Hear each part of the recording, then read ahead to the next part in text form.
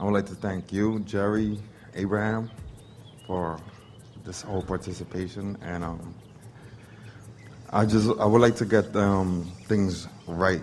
I teach, not that I teach, yes, I teach people what I know, what I understand from what I get from your teachings. And I'm a little nervous, I'm sorry. All right, so the way that I understand it and the way that I explain it to people is that...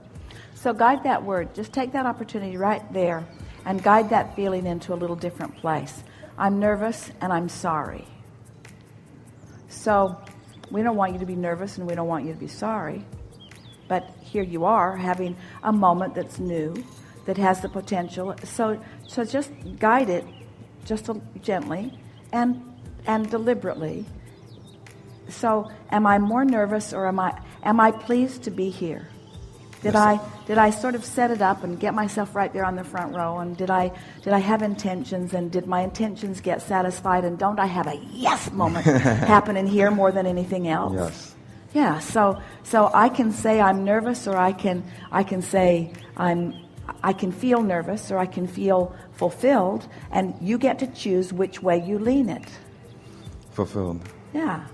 So just take a little bit of time, because this is the now moment. Because if you don't if you start off feeling nervous, you might talk yourself out of it, but you might just get more nervous. So why not guide it when the momentum is just getting started? So, and are you sorry? No. You're not sorry. No. You don't have a thing in the world to be sorry about. Mm-hmm. And so mold that word sorry into something that feels a little better. I'm happy to be here, and I'm happy. I'm very happy to be here. Yeah, we know that. Excited. We know that. Esther said to someone the other day, "Are you happy?" And then she remembered this was something they did as kids. "Are you happy?" Well, then tell your face.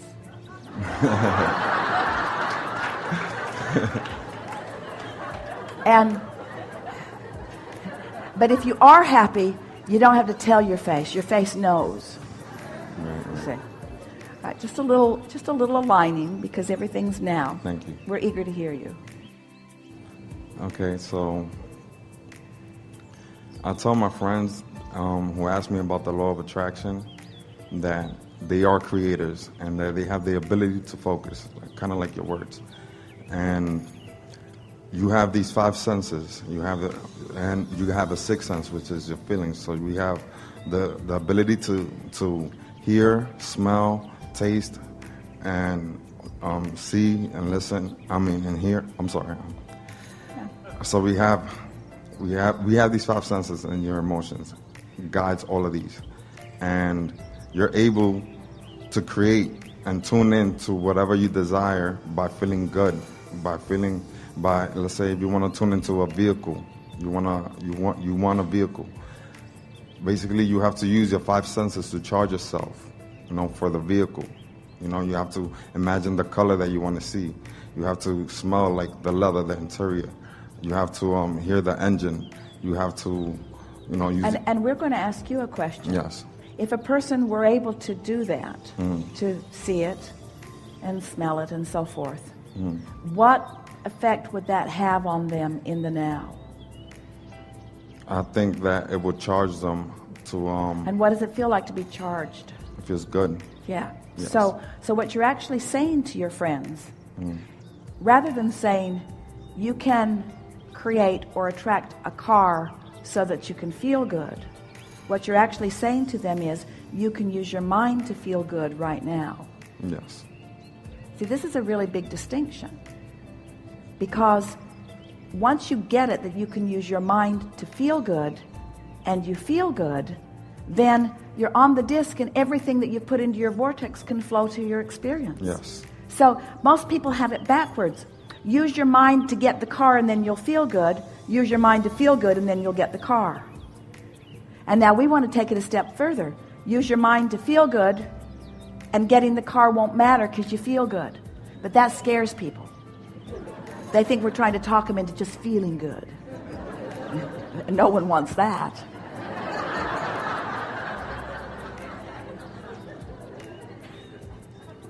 So how are your friends taking it? Don't you find that most of them are still eager about life?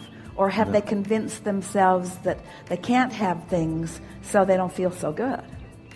I mean, they get excited and they practice and they see things coming to them.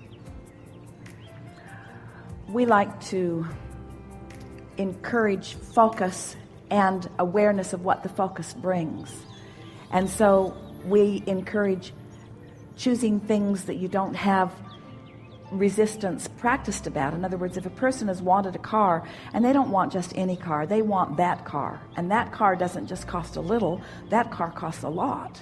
And they don't have that kind of discretionary income right now, and since they're equating having that with spending that and spending that with earning that, then they have some obstacles in their path that they have to overcome. Yes. So we like to encourage them to get the hang of this by using the power of their mind, spending the vibrational currency on things that the universe can yield to them right now. Okay. Right now. Esther was sitting on her porch the other day in Texas. And she'd been out there for a few hours, editing, working on some different things.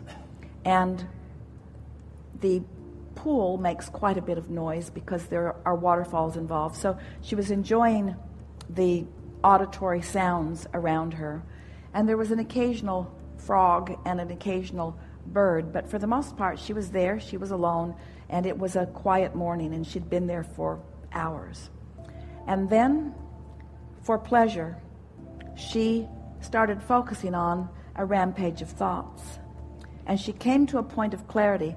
Some of it we have discussed here today, a point of exhilarated clarity, and the little bugs in the trees that she doesn't see but she knows rub their legs together and make noise. There must have been 100,000 of them who all applauded at the precise moment that she came to that thought. And she looked out into the trees where she could not see them and said, "I know." Because she knew they had been inspired from that broader mastermind to rendezvous with her in an obvious way as a demonstration of alignment, you see. Now, you just can't buy that with money, but you can spend your vibrational currency on it. So as you encourage your friends to just focus upon things that they don't have resistance about, and you together play with them in conversation about it, and then hang around together for not very much time, an hour or two, and watch how many demonstrations the universe will give you that lets you know that we are all aware of what you're talking about, aware of what you want, aware of where what you want is, and aware of how to lead you to it, and boom, again and again and again and again and again, you're going to have that affirming experience that lets you know that you are the center of the universe. That there are masses that are standing in the wings where you can't see them, that are in on what you are in on, assisting you, you see. You begin to feel never alone. You begin to feel always involved. You begin to know your power and your value and your worthiness, you see. And it doesn't take very much of that before you say, "Oh, I like that. What about that? I like that. What about that?" So that you begin directing the energy. And what you'll learn, both about monetary currency and vibrational currency, is the more of it that you spend out the bottom, the more of it comes back in the top. In other words, you'll just find yourself so involved in the expenditure of this energy that feels good, and therefore the equivalent reciprocant of more energy coming back in, that it's not like, have you ever had a nest egg, a little clump of cash that you really didn't want to spend because that you didn't know how soon you were going to get more back in, and so you didn't want it to go out because it felt like diminishing? Mm-hmm. Well, this is the opposite of that, because the more of this you spend, the more comes back in, until you begin to understand that you can have a little bit that you're rotating, or you can have a lot that you're rotating. You can have a little clarity that you're rotating through you, or a lot that you're rotating through you. You can have a little bit of cash that's rotating through your experience, or you can have a lot of cash that's rotating through your experience. This is what you are demonstrating to your friends, you see. Our favorite conversation about the universe demonstrate, we would encourage all of you to make a short list maybe as soon before you even drive out of the parking lot. Just get something to write on and make a short list of something that you would like to see that doesn't cost any money necessarily. It could, but it doesn't cost any money. Just something that you're interested in seeing. Just pick something. Write 3 or 4 things on your list and watch how fast the universe brings it to you. Not once, but twice, but again and again and again and again and again and again and again, in demonstration that we saw you write it down, we know what you meant by it, we know where all of those things are, we know where you are in relationship to all of those things, and when you're feeling good like you are today, there's going to be plenty of demonstrations of that alignment. And once you show yourself that with that list, then you can make an endless list. Esther has been sitting and writing. She has a pen that her grandchildren gave to her that looks a little like a magic wand. And she likes the way it feels in her hand, and she likes the way she often feels when she focuses in writing. And so she sort of waves that magic wand around and creates weather or whatever she likes. In other words, you are unlimited beings. You just got to know it. And until you know it, you're not unlimited. But when you know it, then you are unlimited, you see. So we like the conversation that you're having with your friends. Something more? No, that's all. Thank you. So what is the next conversation what would you like to add to it? Do you talk to them one at a time, or are you in a group when you have these discussions? Sometimes I'll be in a group. So what would you now like to add to the conversation? They have to feel good about, whatever they think about. And would you say the 5 senses that everyone accepts all exist? Or that they have to follow their feelings and feeling good. But could you say that those 5 senses exist for the benefit of their personal feeling? Yeah. In other words, you don't see. If you can just hear this, think about sight, and think about all the things that you could look at, and then just say to yourself, I have this gift of sight for the pleasure that it brings to me. Doesn't that put it in a whole other place? Doesn't it make you want to point it toward that kind of thing? I have this gift of sound for the pleasure that it brings to me. Nice.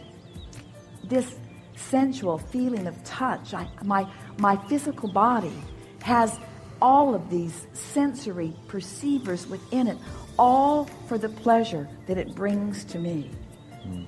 My sense of taste, all for the pleasure that it brings to me. What other reason would there be for that? What other reason would there be for the sense of taste other than for the pleasure of that which it brings to you? Can you think of any other reason? For expansion. Say again? Expansion. Well, there is no other reason. We're just doing a sales job on you. We want you to feel that you just didn't get planted here with your inability to see or hear or smell or taste or touch. You came with the ability to translate vibrationally for the purpose of, and we want you to feel what the purpose of it is, for the joy of your physical experience. And you came with the ability to think for the pleasure of your personal experience, you see. And humans have kind of got off that track. You think you got to think to solve problems. That's not what it's about. You're thinking for the pleasure of the thought. And when you start reaching for the thought because of the pleasure that it could possibly give you, then you don't say you're sorry because that's not a pleasurable thought. And you don't say you're nervous because that's not a pleasurable thought. You focus your mind in ways that brings you pleasure, and then you sustain that high-flying disc vibration, and then you live the life that you came to live. We've sort of come full circle, haven't we? Thank you. Really good. We enjoyed this conversation.